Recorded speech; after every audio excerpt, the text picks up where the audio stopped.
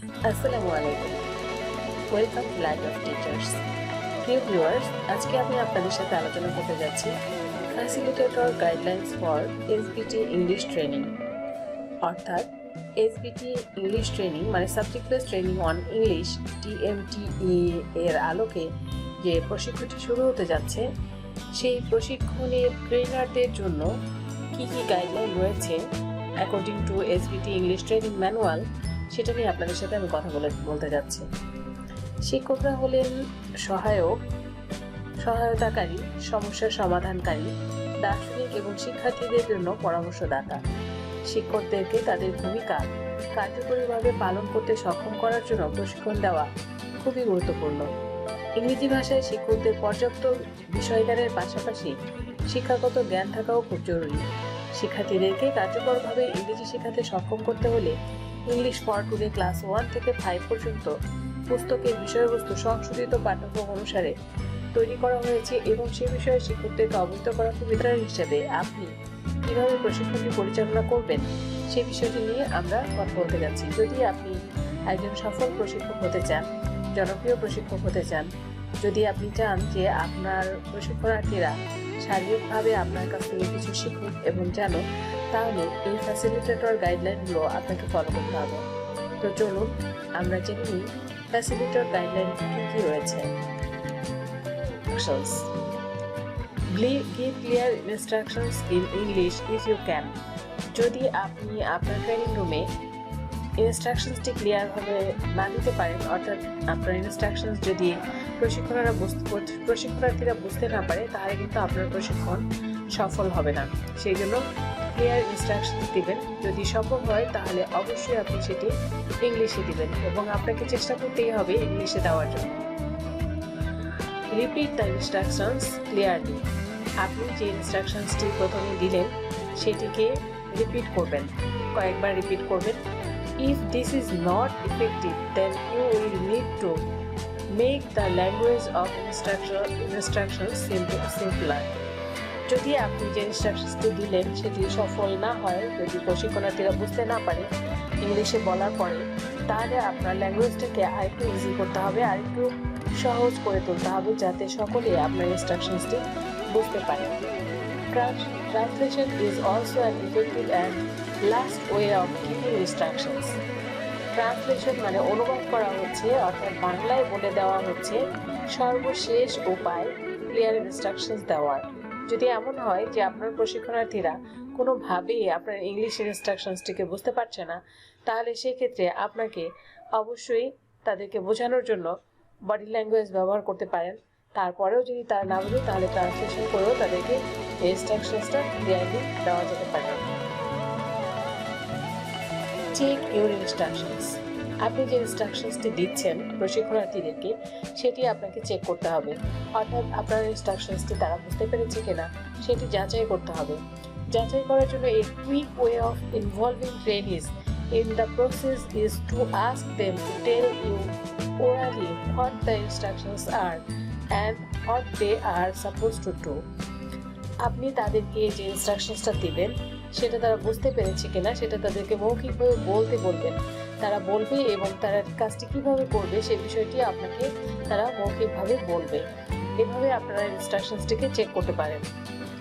Demonstration is another excellent way of checking instructions. Instruction check করার জন্য আপনি ডেমনস্ট্রেশনও করতে পারেন, প্রশিক্ষণার্থীদের কাছ থেকে ডেমনস্ট্রেশনের মাধ্যমে ইনস্ট্রাকশনসটি চেক করাতে পারেন। This is very effective because it does not depend on an understanding of language. এটা খুবই ইফেক্টিভ এ কারণে যে এটা ল্যাঙ্গুয়েজ বুঝলো কি বুঝলো না তাতে কিছু যায় আসে না। আপনার বডি ল্যাঙ্গুয়েজ থেকে, আপনার ডেমনস্ট্রেশন থেকে একজন আপনার ইনস্ট্রাকশনসটিকে বুঝতে পারবে। Translation is also an effective way to checking instructions. Instructions check করার ক্ষেত্রে ট্রান্সলেশনটা খুবই গুরুত্বপূর্ণ ভূমিকা পালন করবে। সেক্ষেত্রে আপনারা অবশ্যই ট্রান্সলেশনের মাধ্যমে এটি চেক করতে পারেন। Finish activities properly. দ্রুত কার্যক্রমগুলোকে শেষ করবেন। It can waste a lot of time to wait until every single participant or pair or group has finished an activity in their own time. তাদের নিজেদের পার্টিসিপেন্টদেরকে জোড়ায় অথবা এককভাবে অথবা গ্রুপে যে কাজগুলো দিবেন সেগুলো তাদের নিজেদের মতো যদি তারা শেষ করে তাহলে এটা অনেক লম্বা সময় নিয়ে নেবে, যে কারণে নির্ধারিত একটি সময় তাদেরকে দিতে হবে, যে সময়ের মধ্যে তারা তাদের কাজগুলো শেষ করবে। When the majority have finished, tell the remaining participant, pair or group they must have finished. যখন বেশিরভাগ অংশগ্রহণকারীদের কাজগুলো শেষ হয়ে যাবে, শেষ করে ফেলবে, তখন বাকিদেরকে আপনারা বলবেন তাদেরকে অবশ্যই শেষ করতে হবে। Allow a few more seconds then to stop the activities. এক্ষেত্রে আপনারা বলতে পারেন আর মাত্র 30 সেকেন্ড রয়েছে অথবা আর মাত্র 1 মিনিট বাকি রয়েছে, এর মধ্যেই আপনারা কাজটি শেষ করুন। এইভাবে প্রশিক্ষণার্থীদেরকে কাজটি দ্রুত শেষ করার জন্য পরামর্শ দিতে হবে। বিশেষত এটি কোনো গ্রুপে ওয়ার্কের ক্ষেত্রে অথবা পেয়ার ওয়ার্কের ক্ষেত্রে অথবা গ্রুপ প্রেজেন্টেশন বা ইন্ডিভিজুয়াল প্রেজেন্টেশনের ক্ষেত্রে প্রযোজ্য হবে। Include everybody. একটি প্রশিক্ষণে 30 জন 25 জন বা অন্য কোনো সংখ্যায় প্রশিক্ষণার্থী থাকতে পারে। সেক্ষেত্রে সকল প্রশিক্ষণার্থীদেরকে কাজে অংশগ্রহণ করতে সাহায্য করতে হবে। Don't let the strong participants dominate the sessions. কিছু কিছু অংশগ্রহণকারী আপনার সেশনে থাকবে যারা সবসময় অনেক বেশি জানে এবং বোঝে, তাদেরকে আপনার সেশনটাকে ডমিনেট করতে দেবেন না। যাতে সকল অংশগ্রহণকারী অংশগ্রহণ করতে পারে সেই বিষয়টিকে আপনাকে শিওর করতে হবে। Make sure weaker participants are following the session. যারা তুলনামূলকভাবে একটু কম বোঝে, যারা একটু পিছিয়ে আছে, তারা যাতে আপনার সেশনটাকে ধরতে পারে, তারা যাতে আপনার সেশনটাকে বুঝতে পারে এবং তারা যাতে পেছনে পড়ে না যায় সেই বিষয়টি আপনাকে অবশ্যই খেয়াল করতে হবে। So make sure weaker participants are following the session and don't get left behind. তাদেরকে কোনোভাবেই পিছিয়ে পড়তে দিবেন না। Be sure to include everybody. সবার অংশগ্রহণ নিশ্চিত করতে হবে, including the participants who seems less interested in the session. এমনকি যারা এই সেশনের প্রতি আগ্রহ কম দেখাচ্ছে বা সেশনটি কম বুঝতে পারছে তাদেরকেও ইনক্লুড করতে হবে। Avoid pointless repetition. পয়েন্টলেস রিপিটেশনকে অ্যাভয়েড করতে হবে। Avoid going slowly around the session, getting participants to take it in turn to do the same thing. একই রকম কাজ বা একই রকম প্রশ্ন বা একই ধরনের বিষয় বারবার যাতে রিপিট না হয় সেই বিষয়টি অবশ্যই একজন প্রশিক্ষক হিসেবে আপনাকে খেয়াল রাখতে হবে। Such as answering the same question. যেমন একই প্রশ্নের উত্তর বারবার দেওয়া বা একই প্রশ্ন বারবার করা বা একই রকম মতামত বারবার প্রদান করা, একজন যে মতামতটি প্রদান করেছেন সেটি আবার প্রদান করা, একজন যে পয়েন্টটি প্রদান করেছে সেই পয়েন্টটি আবার দেওয়া, এগুলো থেকে আপনাদেরকে দূরে থাকতে হবে এবং আপনাদের এরকম করে বলতে হবে যে পয়েন্টটি বলা হয়েছে সেই বিষয়টি আরেকবার বলা যাবে না, যে বিষয়টি আলোচনা করা হয়েছে সেই বিষয়টি পুনরায় আলোচনা করা যাবে না। This can be a waste of time. এটা শুধু সময়ের অপচয় ছাড়া আর কিছুই নয়। It is often more efficient to get participants to do this type of activity in pairs system. যদি এরকম কোনো ঘটনা ঘটে, efficient to get participants to do this type of activity in pairs system, এক্ষেত্রে দলীয় কাজ বা জোড়ায় কাজের ক্ষেত্রে আপনারা বিভিন্ন এই ধরনের কার্যক্রমগুলোকে অ্যাভয়েড করতে পারেন। In the class is moving slowly, find out why. এমন যদি হয় যে আপনার কোনো একটি সেকশন খুব স্লোলি আগাচ্ছে, আপনি চেষ্টা করেও দ্রুত করতে পারছেন না, সেক্ষেত্রে আপনাকে এটা খুঁজে বের করতে হবে যে কেন আপনার সেশনটি খুব স্লো যাচ্ছে। Different activity can take different amounts of time to get through the same material. একই কাজের জন্য যদি ভিন্ন ভিন্ন পদ্ধতি অবলম্বন করেন, যেমন আপনি একজনকে দিলেন একটি প্রশ্নের উত্তর লিখতে, আরেকজনকে আরেকটি, এভাবে যদি ভিন্ন ভিন্ন কাজ দেন তাহলে সেটার জন্য সময় বেশি লাগবে। সেক্ষেত্রে সবাইকে যদি একই রকম প্রশ্ন দেওয়া হয় বা তাদের কাছে উত্তর আশা করা হয় তাহলে খুব দ্রুত সেটা করা যাবে। If your session is moving too slow, try to identify the type of activity which are taking too long. আপনার সেশন যদি আপনি দেখতে পান যে খুব স্লো যাচ্ছে তাহলে আপনাকে অবশ্যই আইডেন্টিফাই করার চেষ্টা করতে হবে যে কোন অ্যাক্টিভিটিগুলো আসলে অনেক বেশি সময় নিচ্ছে এবং সেই অ্যাক্টিভিটিগুলোকে শনাক্ত করে আপনি কেন সেইগুলো বেশি সময় দিচ্ছে সেটাকে জাস্টিফাই করবেন, যাচাই করবেন এবং তারপরে আপনি ব্যবস্থা নেবেন। Do the participant need more help and support. আপনি অংশগ্রহণকারীদেরকে আরও বেশি সহায়তা করবেন এবং সাপোর্ট করবেন যাতে তারা খুব দ্রুত কাজটি সম্পন্ন করতে পারে। Training sit in different places.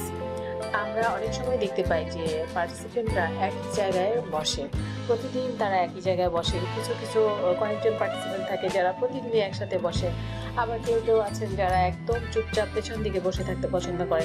এটা কিন্তু আপনাকে একজন ট্রেনার হিসেবে খেয়াল রাখতে হবে। Discourage participant from always sitting in the same place in the room. পার্টিসিপেন্টকে অবশ্যই একই জায়গায় বসা বা একই ব্যক্তির সাথে বারবার বসা, সবসময় বসাটাকে ডিসকারেজ করতে হবে। এবং always working with the same pair work partners.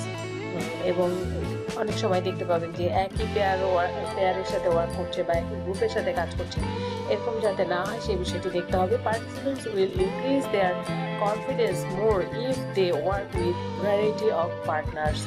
যদি পার্টিসিপেন্টরা বিভিন্ন জনের সাথে অংশগ্রহণ করে তাহলে বিভিন্ন জনের কাছ থেকে মতামত নিতে পারবে, তাদের ইন্টারাকশন হবে এবং তারা একে অপরের তাদের কমিউনিকেশন হবে, তারা একে অপরের কাছ থেকে অনেক কিছু জানতে পারবে এবং শিখতে পারবে। সেই জন্য অবশ্যই training sit in different places, বিভিন্ন জায়গায় বসবে, ঘুরে ফিরে এক এক সময় এক একভাবে বসবে। এক্ষেত্রে ট্রেনারকে দল গঠন করার জন্য বা বিভিন্ন সময় বিভিন্ন অ্যাক্টিভিটিসের মাধ্যমে তাদেরকে সরিয়ে সরিয়ে বসাতে হবে এবং সেটা এমনভাবে করতে হবে যাতে পার্টিসিপেন্টরা অনেক সময় বুঝতেও না পারে যে কীভাবে তাদেরকে ভিন্ন ভিন্ন জায়গায় বসানো হলো।